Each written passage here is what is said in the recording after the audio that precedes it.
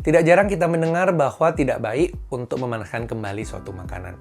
Padahal praktek tersebut sering diandalkan untuk menghemat waktu dan biaya, yaitu memasak dalam jumlah banyak dan menyimpannya untuk dikonsumsi kemudian hari. Di satu sisi, selain faktor biaya dan waktu, praktek tersebut membantu mengurangi limbah makanan. Tetapi di sisi lain, tidak jarang kita mendengar bahaya dari memanaskan kembali suatu makanan. Yang menjadi pertanyaannya, apa benar hal tersebut berbahaya? Halo semua, kembali lagi dengan saya Alexander Leslie di Camp Answer. Hari ini kita akan menjawab pertanyaan, apakah berbahaya memanaskan kembali suatu makanan atau tidak? Setiap tahunnya di Amerika Serikat, CDC atau Lembaga Pengatur Penyakit dan Pencegahannya memperkirakan 1 dari 6 orang mengalami keracunan makanan. 128.000 orang harus dirawat di rumah sakit akibat keracunan makanan, dan 3.000 orang meninggal akibat keracunan makanan.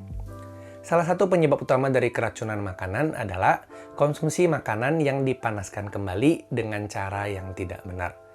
Maka tidak heran kita sering membaca atau mendengar artikel tentang bahayanya memanaskan kembali suatu makanan. Di awal video ini kita sempat bertanya, apakah memanaskan kembali makanan berbahaya? Jawabannya adalah iya, jika tidak dilakukan dengan benar. Tetapi jika dilakukan dengan benar, maka praktik tersebut aman-aman saja untuk dilakukan.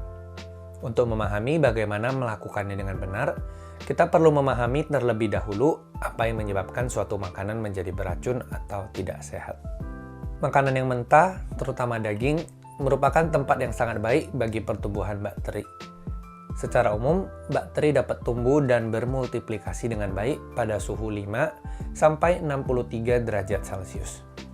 Artinya jika daging mentah disimpan pada rentang suhu tersebut, misalnya pada suhu ruang, maka bakteri akan berkembang biak dengan leluasa di permukaan daging.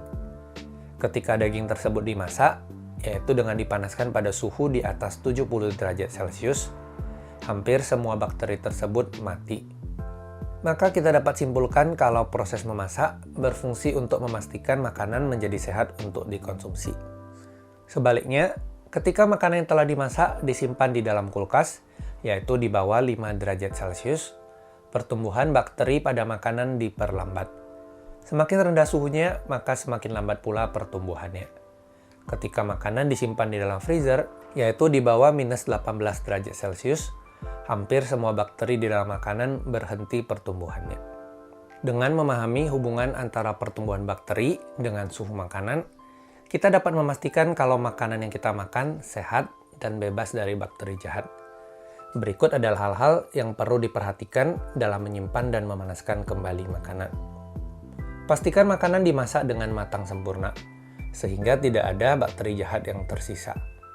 Hal ini juga berlaku untuk proses memanaskan kembali makanan. Ketika memanaskan kembali makanan, pastikan setiap bagian dari makanan panas sehingga tidak ada bakteri yang tertinggal. Jangan tinggalkan makanan pada suhu ruang dalam jangka waktu yang lama.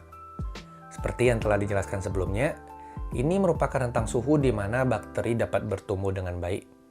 Segera simpan makanan yang tidak dapat kita habiskan di dalam kulkas atau freezer. Simpan makanan pada wadah tertutup. Dengan menyimpan makanan pada wadah tertutup, makanan menjadi terhindar dari kontaminasi bakteri luar. Selain itu, di dalam wadah tertutup, makanan juga terhindar dari oksigen, sinar matahari, dan air yang esensial untuk pertumbuhan bakteri. Pastikan kulkas dan freezer cukup dingin, yaitu di bawah 5 derajat Celcius untuk kulkas dan di bawah minus 18 derajat Celcius untuk freezer.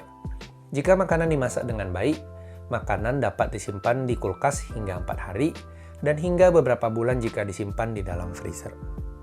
Jika memanaskan kembali suatu makanan aman, pertanyaan selanjutnya, apakah boleh memanaskan makanan berulang kali?